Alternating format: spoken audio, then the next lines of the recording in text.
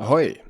The Hatchery and the Sandworm Trial have rewards that we haven't talked about yet, and the Hatchery Rewards in particular got an overhaul that makes them a lot better than they were previously. I'm going to show you some of the rewards, I'm going to show you how good they are now, and in the background I'm going to show you some gameplay of me sneaking my way into J Oddity's raid on the PTR, where we finally completed the Hatchery a while ago. So to quickly show you how these rewards work, when you do the hatchery and you complete it, you get the hatchery spoils up to 7 times a week. In addition to that, you get some extra items as well. This used to be 2 items to procedurally generated gear, and now that is going to be 6. That's one of the first changes. In addition to that, you also get some potions for some reason. So the gear that I'm showing you can either be one of the random rewards that you're getting, or it can be in the hatchery spoils cache. The first one that was updated was the Corsica Bandit set. This set previously had Refreshing Evasion, Physical Aversion and Freedom. Now Freedom is being replaced with Human Ward. This is a set with full constitution, but you can change these attributes. We'll get to that a little bit later. With Human Ward, Physical Aversion and Refreshing Evasion, I would say this is a pretty solid set. It's not best in slot, but it's most certainly better than what most people have that will want Human Ward gear. This is something I would absolutely use on every piece that I don't require to have a specific ability perk on. The same change was done for the Scholarly Jongler set. Here, Invigorated was replaced with Human Ward, so this is now Human Ward, Refreshing and Shirking Fortification.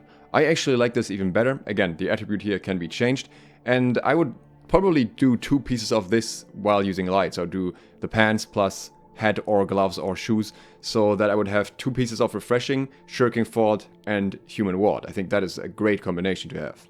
Pretty much as close as it gets to best in slot without Elemental Aversion. And then the Hordemaster set, the heavy set, has Refreshing, Shirking Fortification as well, and here Invigorated is also replaced with Human Ward instead, so also a very solid set if you're just looking to have a baseline set without any specific perks. In my opinion, unless you already have best in slot Human Ward gear for some reason, this absolutely makes the hatchery worth doing. Of course, with the expansion this will likely lose value like everything else, but on the other hand, at least this looks cool anyways. The Oasis Grave Robbers weapons were also changed. So previously these were just random rolls essentially. For example, I had this blunderbuss with chain lightning and lifestealing, not particularly impressive there. The first perk bucket here now guarantees a bane perk instead, and the item rarity is guaranteed purple rarity or higher. I'm not sure if this only means human bane or any bane, but either way, it's going to be good. It's going to be PvE specific weapons in that regard. They have the normal expected perk pool, I would say. What they do not have is something like attunement, so they won't necessarily be best in slot. But then again, in PvE that's also often not that important and you want other perks more anyways. The Water Seeker set was also changed, now also getting guaranteed ward on the first perk. You still have to deal with the random attribute here, but this perk pool also does not have resilient, so this is pretty okay I guess, because you're gonna have at least ward and some form of single attribute along with it, and then you have a very high chance to get some weapon perk, though there are some perks on here that you probably don't want, like Gathering Luck. But as you can see here, single perks only, so most of these rolls could at least be okay, considering that in many situations just having a ward perk alone is very useful for any PvE content. The same change was applied to the medium set, the Wanderer set, and the heavy set, the Warmonger set. The hatchery spoils get some other rewards as well though. You have Umbral Shards here, and you have Smoldering Sand, 2 to 3. You need 5 to make a single attribute switch item, which will be necessary for some of the name gear if you want to change the attribute on it. But behind all the named items here, there is the Rid of Adventure, which is something that you usually either get from quests or have to buy from the faction shop, and it's quite expensive honestly. So that's a nice way to get there now, and that now has a 15% chance. Along with that, the cache also has a 15% chance to drop a Golden Scarab. Assuming that Golden Scarabs will hold some form of value in the expansion, I would expect this to be worth doing 7 times a week, because you're gonna get some decent rewards in one way or another, and you get some nice looking ones too. Another thing that you can get here is the Sandworm Egg of the Hatchery. This is something that you can get from various different sources in the new storyline. You get one from the raid boss as well, for example, and there are 5 that you can collect. Not gonna spoil it yet how you get all of them, but one of them comes from this cache, one of them comes from the Sandworm cache. And speaking of the Sandworm rewards currently look like this. For some reason there's one Umbral Shard, not sure what's going on with that. but you get a piece of gear from the Sandworm, a dedicated piece of gear. You get the major Sandworm spoils, but those are limited to just once a week, and you get the minor Sandworm spoils, which are limited to once per day. The Devourer himself actually has a massive drop pool for some reason with a bunch of random named items. The one notable thing here is the minor heart rune of the Devourer. That's the main thing really. And as you can see, it can also drop the sclerite gear here, which was one of the things that I got, but we'll look at that in the caches because it's in there as well. Now let's have a look at the minor Sandworm spoils first, because most of the same things are in the major cache anyways. We have the sclerite gear, which is in light, medium and heavy, which always comes with Beast Ward, Elemental Aversion and Refreshing. Elemental Aversion, Beast Ward, technically an illegal perk combo, and this is pretty much the best you can get in any regard. So this is just straight up best in slot Beast Ward if you are not after a specific perk. Of course, you have the random attribute here, so you have to be a bit lucky in that regard. So, same for the heavy set here, and the light set here, which all look pretty cool. Then there is a secondary set. This is the Dune set. Again, light, medium, heavy, all have the same perks, and they all have Shirking Fortification, Refreshing, and Elemental Aversion. I think this is very interesting, because if this came out a little bit earlier, before the Shirking Fortification nerf, this may have actually been best in slot. The reason why I say this is because obviously everyone assumes that you need Resilient all the time, because Resilient is very good in PvP, since it counters a lot of the damage multipliers. But in many situations, I think the mitigation that you could have gotten from this combination could have actually outweighed Resilient, or at least had the potential to go even in any elemental focused meta, because instead of crit damage you're just reducing elemental range damage. Now, that is not the case though. Shirking Fortification is in most situations simply weaker than Resilient, even though it's a general mitigation. So I don't think the effectiveness of this is here to the same extent that it would have been if Shirking Fortification didn't get changed. The question is why they're including this gear though. They had similar gear on the Hatchery and they changed that too, and I'm kind of wondering if this is a hint. I'm wondering if potentially they were meaning to kind of make this in a way that it's useful in the expansion, and they're maybe thinking of just straight up removing Resilient. But if that was the case, then they would have basically given us the best in slot for non-resilient PvP right away, so I'm not sure about that either. Maybe it's just something where I'm thinking too much into it. Either way, here's the heavy version, and here is the light version as well. And that brings us to the sclerite weapons. Many of these have illegal perk combinations, but not all of them are equally good. The first one is a sword with Empowering Leaping Strike, Enchanted and Vicious.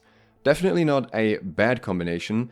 The problem is that in most situations you would have Enchanted or Vicious on your shield, unless you're specifically using a kite shield for whatever reason, or you're using Motherwell's Wisher's Coin, but the shield that you're getting from this is actually better and can be combined with swords that use Rogue instead, which I would argue is the better option than this sword.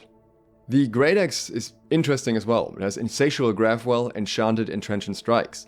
Obviously, if you catch someone in a Graphwell and you do a heavy with Transient Strikes coming in and Enchanted coming at the same time, that's gonna be a lot of damage. But realistically, Insatiable Graphwell on your weapon, usually not that great. It just scales up the healing. Also, you're only gonna do so many heavy attacks most of the time, so really, attunement is probably just better in most situations. And I would reckon that Vicious attunement would probably be better than this weapon altogether and just be a 2-perker. So, nice on paper if you look at it at first glance, but overall not really that good. The musket comes with Crippling Powder Burn, Enchanted and Refreshing Move. I have no idea what that's supposed to be for. If somebody knows how that could be in any way useful, let me know, but I don't think it is. And similarly, the Blunderbuss has Enchanted, which is nice, but Leeching Shrapnel Blast, as far as I'm aware, not particularly important. And Refreshing Move just works on a single projectile, so it's also not super great. It used to be completely broken, but now it has that cooldown, so it won't really do much. The bow comes with Penetrating Rapid Shot, Enchanted and Refreshing Move. Again, I would probably just prefer a bow that has attunement on it, very likely. So I think you could get more damage out of that in most situations, though it's not completely awful, at least I suppose. The hatchet comes with Refreshing Torrent, as well as Refreshing Move and Enchanted. Would have been very broken once upon a time before all these cooldowns were introduced, and when you could just use it on a mob group. Nowadays, Definitely still an okay one, but I don't think there are many people using Torrent in PvP, and in PvE this will still be outclassed by just having Bane. The Fire Staff is very close to very good. With Enchanted and Vicious, the basic attacks here will absolutely hurt.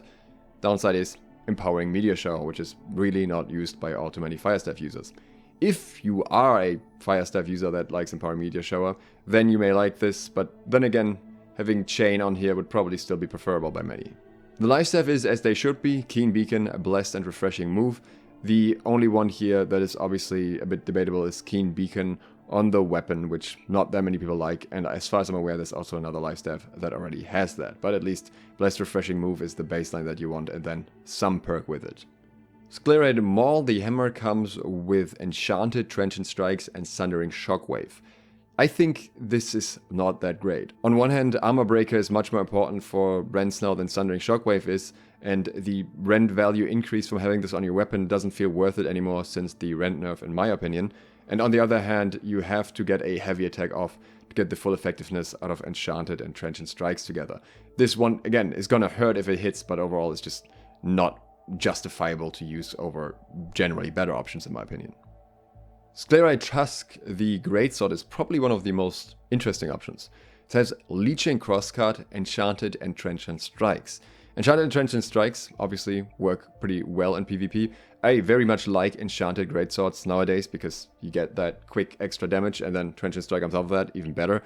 Leeching Crosscut, obviously not necessarily what most people prefer, but I have seen more people opt into Crosscut in PvP, mainly because the other options are worse now. Not necessarily in wars or anything, but in OPRs. I've seen, for example, Whelps use a build with Leeching Crosscut for a bit. Of course, it is more of a fun build, but I think with this weapon it could be pretty fun. Again, generally I'd probably prefer something like Enchanted, Attunement, and then a third different perk, but it's not the worst. The rapier comes with Keen Tondo, Enchanted, and Rogue. I am not sure how that would work together, to be honest.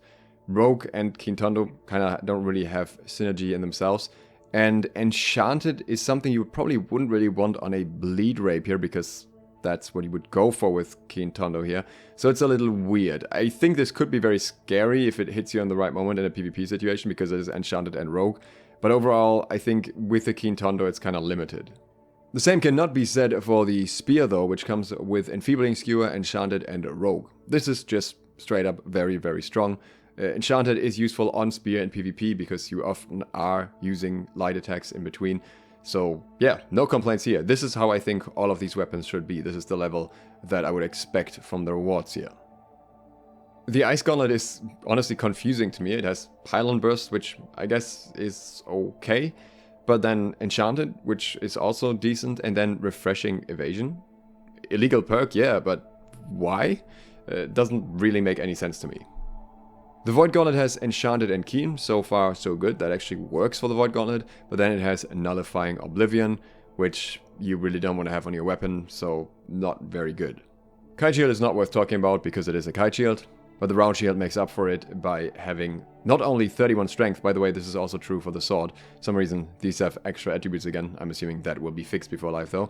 But it also comes with 4 Shield Rush, plus Enchanted, plus Vicious. So you only need Rogue on your weapon. You can get Pen Backstab on your weapon as well. The only thing that kind of makes this a little bit weaker is that the Artisan Shield actually has the same thing, so you don't technically need to farm this. But you have 4 Shield Rush here, so if you're using Shield Rush, then this is your best in slot. And if for any reason the 31 strength doesn't get fixed, then that's best in slot anyways. The Tower Shield is absolutely not worth talking about. Accelerating Resolve and Sturdy, it's a 2-perker. Sure Footing is just not useful at all, unless it suddenly feels way better next patch, which I honestly doubt. The Amulet of shah-neshen, however, is spicy. Full Constitution, comes with Health, Elemental Aversion, and Divine. Now, it doesn't have your typical specific protection, which you would want in expeditions, but with Elemental Aversion, you kind of have a very nice all-rounder that you can use both in PvE and PvP technically. Now in PvP, I don't think this is anywhere near best in slot because it doesn't have stamina recovery, but in PvE, this is cool if you run an expedition that has a lot of elemental damage from mobs that doesn't necessarily match the mutation type, so think for example Forge especially. And it's also nice if you just generally don't want to bother with upgrading all the different protection amulets and just want to run with one. Downside is it has full constitution, so it may not really be that useful for your specific build if you're going for a very DPS focused build. The ring of shah-neshen is essentially a smooth bone ring with constitution, which again, kind of a downside when it comes to PvE. Big upside is that it has an empty socket, so you can finally slot whatever gem you want in it. So if you're okay with running a little bit of con, then this is a very nice option. And also, honestly, pretty decent for PvP for any weapon that can make use of keen awareness. The earring has duplicating toes, so we're just gonna pretend it doesn't exist. From the minor cache, you can also get umbral shards as well as sandworm materia. You get 200 sandworm materia from each minor cache. This materia is specifically used to craft the weapons, and all of them require 1000 of the materia. So you can get these fairly quickly if you don't get the one that you want right away. If we're looking at the major cache here that you get once a week, then you can also see that you get another 200 materia here. So technically you can get up to 400 on the first day, and that should already be enough of a baseline. If you want to do the rest of the week, you're going to have the weapon that you want. You also get 3 gypsum orbs and 2000 umbral shards in here, interesting enough, as well as a minor heart rune of the Devourer. Other than that, it is very much the same gear that we have already seen in the minor cache. So I think the hatchery rewards are great now, and they're definitely nice for anyone looking to gear for PvE in any regard. I think the sandworm weapons still need some work. I think these should really be best in slot, especially if they're going to be useless in around 3 months. I think it would be nice to just have very, very good weapons that are very useful on the level of the spear, basically, so that for this last 3 months you can have a bit of fun with them if you manage to beat the raid boss. That is of course assuming that they will be obsolete afterwards. If they're not, then it's a different story. In the next days we'll talk about some PvP changes that I would like to see, starting with stamina recovery rates and what happened to that over time. If you're interested in that, consider subscribing and clicking the bell so you get notified when that video comes out. Thanks to my patrons for supporting this video, and thank you for watching. SLOTH out.